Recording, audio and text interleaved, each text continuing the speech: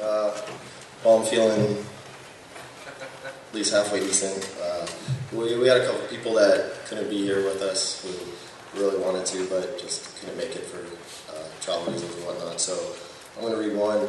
This is from Jason Rubin, who he was the creator of Crash Bandicoot, Jack and Daxter, a good friend of ours who we published his comic book Iron Maiden.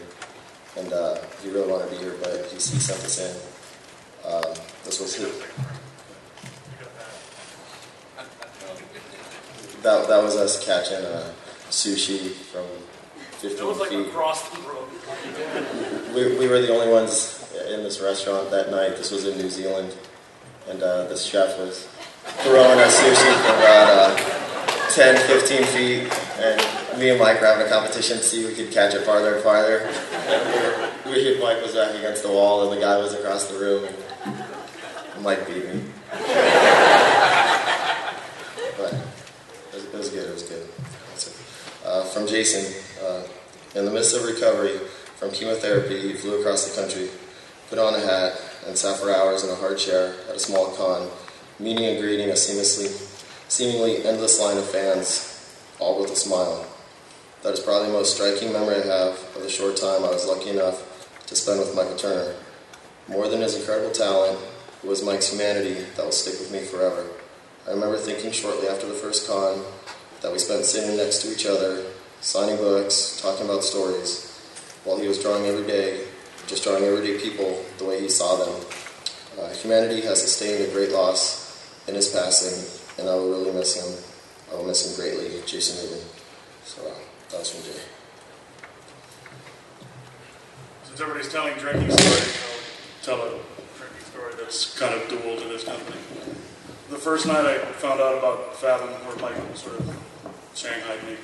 Mike loved this story because the first part of it involves a lot of my alcohol abuse. We were out at, this is when we were still looking. Oh yeah, perfect. My eyes all red because I was up all night and now we're drinking at a Christmas party. But this was still several years ago, probably in 97 or 98, we were at the old Top Cow Studios.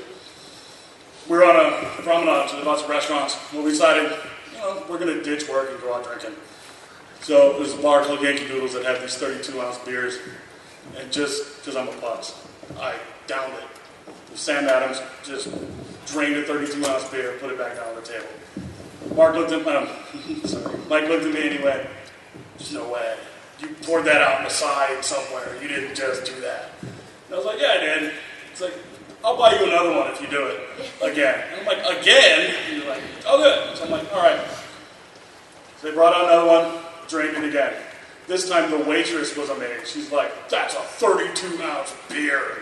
I'm like, "I just did another one. This is the second one." She's like, "I'll do a third." I'm like, she bought the third one, and I had to do that a third time.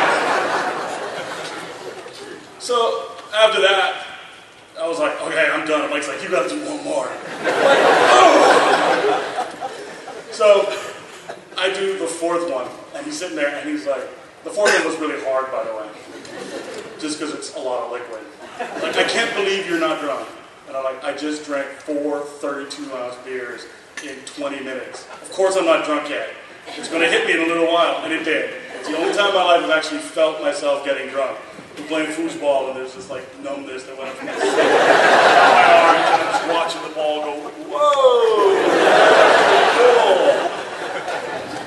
Anyhow, as the night progresses, Mike's laughing at me because I'm getting, it just hit me, and I went from sober to suddenly drunk. So we're having a good time, we're drinking around late, there were several other people there. Come the end of the night, we're walking back to the studio. And the studio was in this long hallway, and at this point he was a little lubricated up, and he started talking about Fathom and everything. And this is the first time I've heard his whole story and his whole pitch.